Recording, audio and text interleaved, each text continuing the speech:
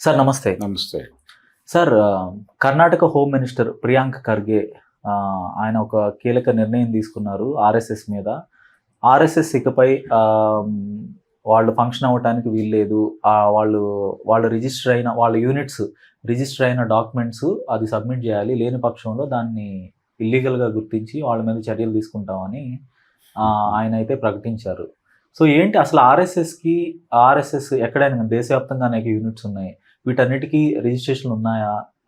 అసలు రిజిస్ట్రేషన్ లేకుండా ఇలాంటి ఒక పెద్ద సంస్థ కొనసాగటం అనేది దేశంలో ఎలా చూడాలి?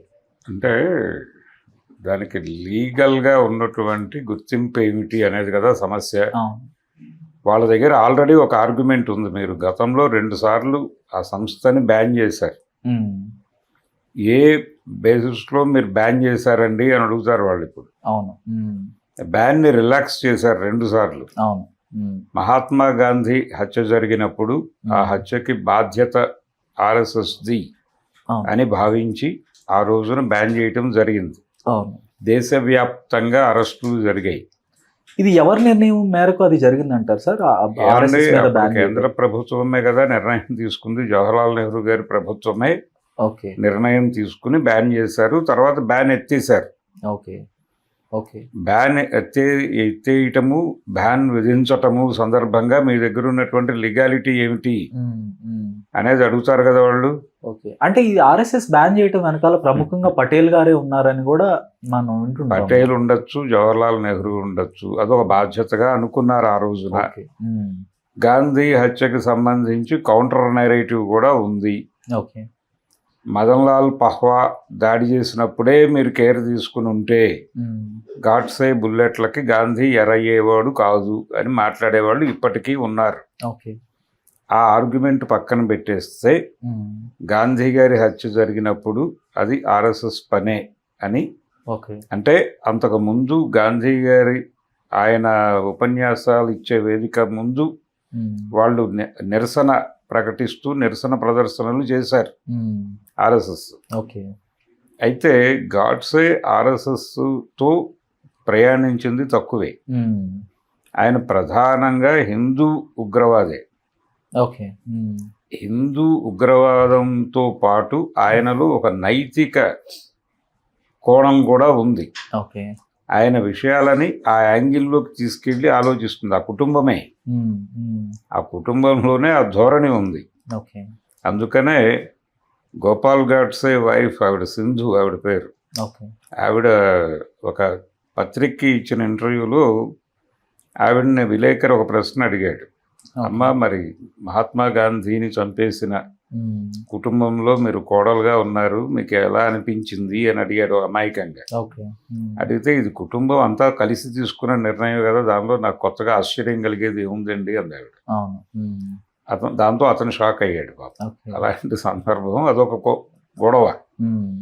అంచేత అక్కడ ఎవరు ఏమిటి అనేది సంబంధం లేకుండా ఆ రోజున నిరసన ప్రదర్శనలు చేస్తున్నటువంటి, నిరసనగా మాట్లాడుతున్నటువంటి, పర్టికులర్గా పాకిస్తాన్కి ఇవ్వాల్సిన 55 కోట్ల గురించి నెహ్రూ ప్రభుత్వం మీద ఆయన పెడుతున్న ప్రెజర్ నుంచి వచ్చినటువంటి నిరసన. దాని మీద బేస్ చేసుకుని ఆ ఆర్ఎస్ఎస్ ఎంతవరకు ఇన్వాల్వ్ అయింది అనే విషయం తెలియని అమాయకుడేం కాదు జవహర్లాల్ నెహ్రూ. ఎలా జరిగింది, ఎవరు ఆపరేట్ చేశారు అనే దానికి సంబంధించి వాళ్ళ దగ్గర క్షుణ్ణంగా వివరాలు ఉన్నాయి. దిగంబర్ బడ్గే అనేవాడు చాలా స్పష్టంగా చెప్పేశాడు స్టోరీ మొత్తం. ఆ ఫైల్ ఉంది వాళ్ళ దగ్గర. అయినప్పటికీ బ్యాన్ చేశారు ఆర్ఎస్ఎస్ని. బ్యాన్ చేశారు. 3 నెలల్లో 4 నెలల్లో ఉంది అది.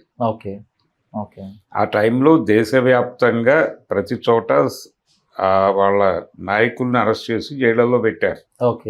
దక్షిణ భారతదేశంలో ఆంధ్రప్రదేశ్, తెలంగాణలతో సహా. అప్పటికే ఆర్ఎస్ఎస్ ఇంత విస్తృతంగా ఉందంటారా? ఉండటం ఏమిటి, వాళ్ళు గ్రామాలకు వెళ్ళారు. గ్రామాలకు తరలండి అని కొండపల్లి సీతారామయ్య గారు ఇచ్చిన పిలుపుకి ఒక రకమైన మూలం గోల్వాల్కర్ దగ్గర ఉంది.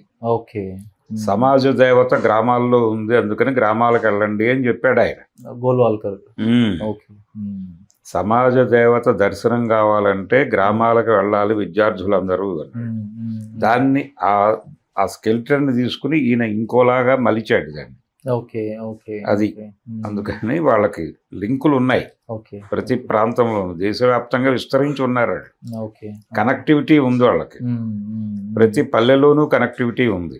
దాన్ని మర్చిపోతే ఎలాగా? ఆ ప్రమాదం నుంచే గుంటూరు జిల్లా పొన్నూరు లాంటి ఊళ్ళో కూడా 4 అరెస్ట్ చేసి లోపల పెట్టారు. రాయవెల్లూరు జైలుకి తరలించారు వీళ్ళందరినీ ఆ రోజున. కాబట్టి అదొక గొడవ. ఆ తర్వాత ఎమర్జెన్సీ టైంలో ఇందిరాగాంధీ గారు కూడా బ్యాన్ చేశారు కదా. అవును, అవును. చేసి నాయకులను లోపల పెట్టారు. వాళ్ళల్లో చాలా మంది అజ్ఞాతానికి వెళ్ళారు. వెంకయ్యనాయుడు లాంటి వాళ్ళు కూడా ఉన్నారు. కాబట్టి అదొక చరిత్ర. ఈ 2 సందర్భాల్లో మీరు ఎందుకు బ్యాన్ చేశారు? బ్యాన్ ఓకే, రిలాక్స్ చేశారుగా. అవును. ఏ ప్రాతిపదికన రిలాక్స్ చేశారో ఆ ఫైల్ ఒకసారి చూసుకో, నీకు దాని గురించిన కథ అర్థమవుతుంది అని రేపు పొద్దున ఆర్ఎస్ఎస్ వాళ్ళు చెప్తే ఏం చెప్తాడు ఈయన ఖర్గే గారు? అని చేత నేనేమంటానంటే, ఇప్పుడు ఆయన మల్లికార్జున ఖర్గే గారి కుమారుడు, ఆయన ఒక అగ్రెసివ్గా బిహేవ్ చేయాలి అనుకున్నాడు, బాగానే ఉంది. ఆయనకు ఒక దొరికింది ఒక పాయింట్, దాని మీద ఫైట్ చేయగలను అనుకుంటున్నాడు. లూప్ హోలే కదా సార్ ఇది, వాళ్ళకి ఆర్ఎస్ఎస్ సంబంధించి ఒక లూప్ హోల్ గా భావించవచ్చు. అది సంస్థ కాదండి, ఇది ఒక జీవన విధానం అంటారు వాళ్ళు. ఓకే. ఓకే. దాన్ని నియంత్రించలేము, చట్టంలో ఎలా చేస్తారు? ఇప్పటివరకు ఎందుకు జరగలేదు? ఇప్పటివరకు మరి ఆ రోజున ఎందుకు బ్యాన్ చేశారు? ఇదే ఆర్గ్యుమెంట్తో వాళ్ళు రోడ్డు మీదకి వస్తారు. దానికి కౌంటర్ ఆర్గ్యుమెంట్ ఉండాలి కదా నీ దగ్గర. అందుకని ఇలాంటి ప్రకటనలు కాదు చేయాల్సింది.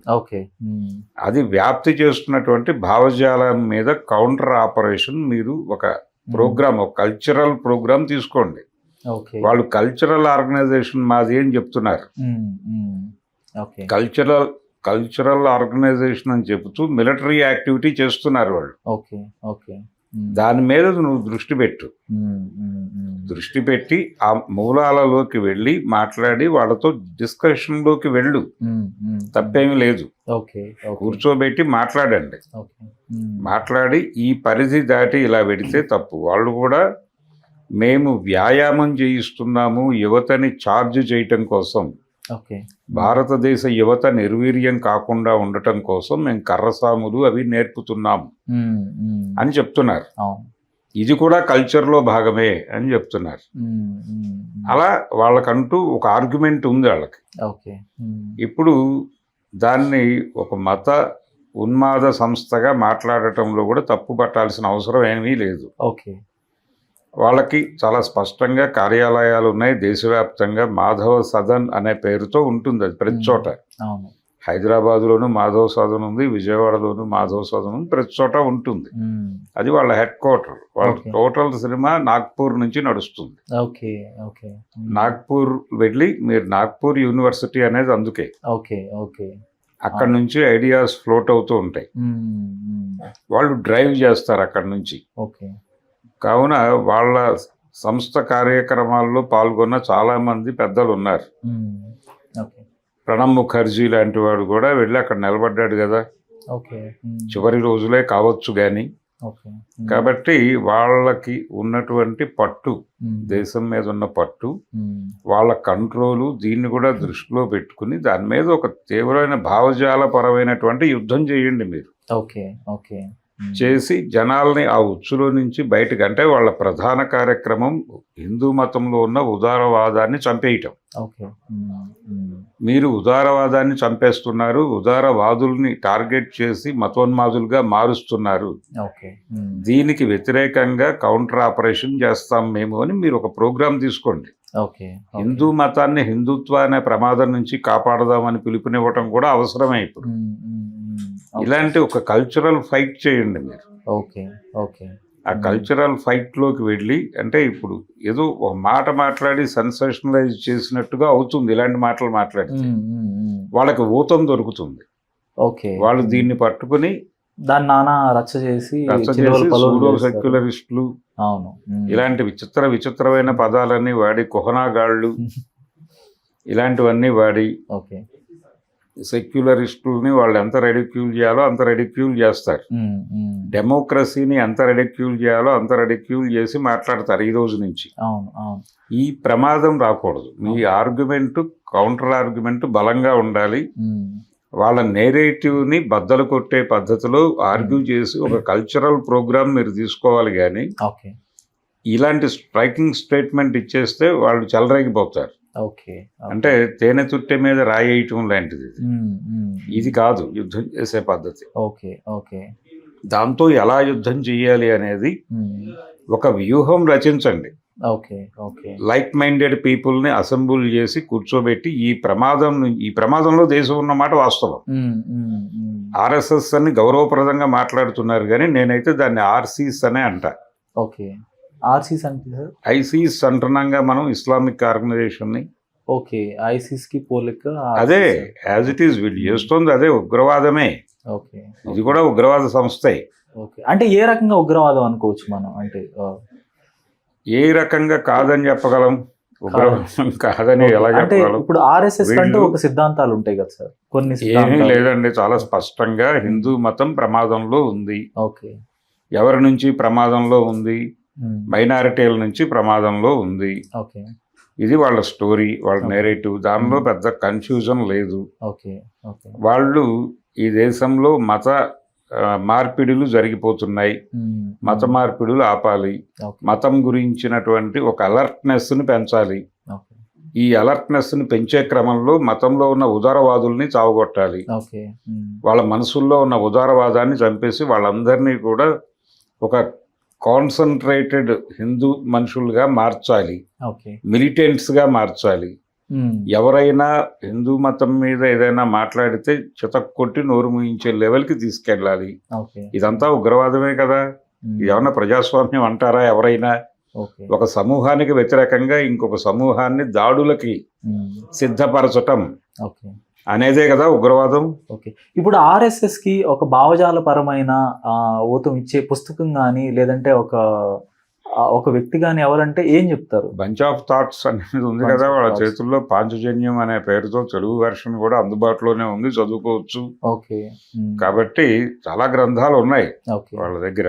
అదే థియరిటికల్ గా వాళ్ళ గోల్వాల్కర్ కూడా పుస్తకం ఆయనదే, అది ఓకే, ఆయనదే బంచ్ ఆఫ్ థాట్స్ అంట. అది తెలుగు అనువాదం పాంచజన్యం. కాబట్టి ఉన్నాయి వాళ్ళ గ్రంథాలు, వాళ్ళకు ఉన్నాయి. అలాగే వాళ్ళ ప్రచారక్ అనేటువంటి ఒక వ్యవస్థ ఉంది. వాళ్ళు వెళ్ళి వాళ్ళు హిందూ యువతని ఆర్గనైజ్ చేసే పద్ధతి కూడా మనం ఈ దేశం మనది, మనం కంట్రోల్లోకి తీసుకోవాలి, లేకపోతే ఈ దేశం పరాయిది అయిపోతుంది. ఇదే మోటో డైలాగ్.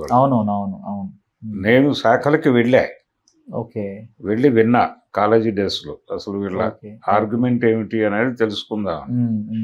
వాళ్ళు చాలా ఉద్రేకపూరితంగా, చాలా ఇదిగా, అంటే రూటెడ్గా మనసుల్లోకి జొప్పించే ప్రయత్నం చేస్తారు. కాబట్టి అక్కడ మీరు టార్గెట్ చేసి ఏవైనా చేయగలిగితే ప్రయోజనం ఉంటుంది. కానీ ఇలాంటి ప్రకటనలు చేయటం వలన దీన్ని అడ్వాంటేజ్గా తీసుకుని చెలరేగిపోతారు వాళ్ళు. చెలరేగిపోయి దేశం ఆల్రెడీ మొదలైపోయింది, యుద్ధం రియాక్షన్స్ వచ్చాయి కదా ఆల్రెడీ. అతని మీద దాడి మొదలైపోయింది. అతని మీద కాదు, కాంగ్రెస్ పార్టీ మీద, కాంగ్రెస్ చుట్టూ ఉన్న భావజాలం మీద, లెఫ్ట్ మీద, వీళ్ళందరి మీద దాడి మొదలైపోయి ఉంది. అతను ఆయన పదవికి కూడా అనర్హుడు అని చెప్తున్నారు. కాబట్టి ఇటు అవతల వైపు నుంచి వాళ్ళు రంగంలోకి దిగిపోయారు, ఆల్రెడీ దిగిపోయారు. కర్ణాటకలో వాళ్ళు కన్సాలిడేషన్ మొదలు పెట్టడానికి దీన్ని వాడుకోవాలని డిసైడ్ అయిపోయారు వాళ్ళు. అంటే వచ్చే ఎన్నికల్లో కాంగ్రెస్ ప్రభుత్వాన్ని పీకటానికి ఇది అద్భుతమైన ఆయుధం ఇచ్చాడు మనకి ఖర్గే గారి కుమారుడు అని వాళ్ళు ఫీల్ అవుతున్నారు ఇప్పుడు. కాంగ్రెస్ ఏదైనా చేయదలుచుకుంటే ప్రజలకు విశదీకరించి చెప్పాలి తప్ప ఇలాంటి మీరు క్యాంపెయిన్ చేయండి, మీరు క్యాంపెయిన్ చేయండి, ఎవడొద్దన్నాడు? వాళ్ళు చేశారు క్యాంపెయిన్. వాళ్ళు ఏ స్థాయి క్యాంపెయిన్ చేశారంటే, హైదరాబాద్ నగరంలోనే బాబ్రీ మసీదు కూల్చివేత లేట్ అవుతోంది అని కొంతమంది పాలిటెక్నిక్ స్టూడెంట్స్, ఆర్ఎస్ఎస్ ప్రభావిత విద్యార్థులు,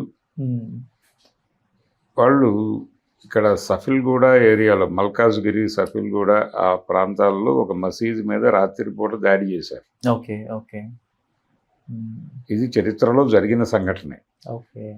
ఆ చుట్టుపక్కల ఉన్న హిందూ కుటుంబాలే వాళ్ళని పట్టుకుని పోలీసులకు అప్పచెప్పారు. ఆ కేసు కొట్టేసింది కోర్టు, అది వేరే గొడవ. ఓకే. ఓకే. అంటే విట్నెసెస్ ఎవరు చెప్పకపోవడంతో కేసు కొట్టేశారు. హ్మ్. హ్మ్. నిజానికి వీళ్ళు చేసిన దాడిలో అక్కడ ఒక చిన్న గురువు అని ఒకడు పడుకుంటాడు రోజు ప్రతి మసీదులో. ఓకే. హ్మ్. అతను చనిపోయాడు హ్మ్. దెబ్బలకి. ఓకే. ఆ ఘర్షణలో తగిలిన దెబ్బలకి అతని తర్వాత హాస్పిటలైజ్ అయ్యి చనిపోయాడు. ఓకే. హ్మ్. అది కూడా కోర్టులు పట్టించుకోవాలి. హ్మ్. హ్మ్. విట్నెస్ లేదు అనే అకౌంట్లో కేసు కొట్టేయటం జరిగింది. ఓకే. హ్మ్. దాని వెనకాల ఇక్కడ ఉన్నటువంటి భారతీయ జనతా పార్టీ నాయకులందరూ క్రియాశీలకంగా పనిచేశారు. హ్మ్. అది అందరికీ తెలిసిన కథే. ఓకే. కాబట్టి వాళ్ళల్లో ఒక యువకుడిని నేను అనుకోకుండా ఎక్కడో కలిసినప్పుడు అడిగా, అసలు అంత ఎమోషనల్గా ఎందుకు వెళ్ళారు మీరు అని. హ్మ్. ఓకే. అంటే ఆయన చెప్పాడు, ఎమోషన్ కాక ఏమిటి అన్నాడు. ఆయన వెంటనే ఎమోషనలైజ్ అయిపోయి, దాంతో ఇతనితో ఎక్కువ మాట్లాడటం ప్రమాదం అని నేనే వచ్చేసాను. ఓకే. ఓకే. అంటే ఆ కేసులో అప్పటికి ఇంకా అంటే కొంతమందికి బెయిల్ వచ్చి, కొంతమంది ఒక అతను ఎవరో లోపల ఉంటే అతనికి ములాఖాత్ పెట్టడం కోసం వచ్చారు వాళ్ళు. నేను ఇంకెవరికో ములాఖాత్ పెట్టడం కోసం వెళ్ళాను. ఓకే. ఓకే. అక్కడ కలిసినప్పుడు నాకు అసలు వాళ్ళతో మాట్లాడటమే ప్రమాదకరంగా కనిపించింది. ఓకే. హ్మ్. అంటే అంత ఎమోషనలైజ్ చేశారు వాళ్ళు. దాన్ని ఉగ్రవాదం అనక ఏమంటారు. హ్మ్. అందుచేత దాన్ని ఆర్సీస్ అనటంలో తప్పేం లేదు. ఓకే. ఓకే. ఓకే. ధన్యవాదాలు sir. Thank you. Hello, Telugu రాజ్యం ఛానల్ చూస్తున్నారా? సామాజిక రాజకీయ జీవన చిత్రణే తెలుగు రాజ్యం. అతిశయోక్తులు అసత్యాలు ఉండవు. రాజకీయ కోణం కాదు, ప్రజా కోణమే కొలబద్ద. తెలుగు రాజ్యం వీక్షణ మీ ఉత్తమ అభిరుచికి నిదర్శనం.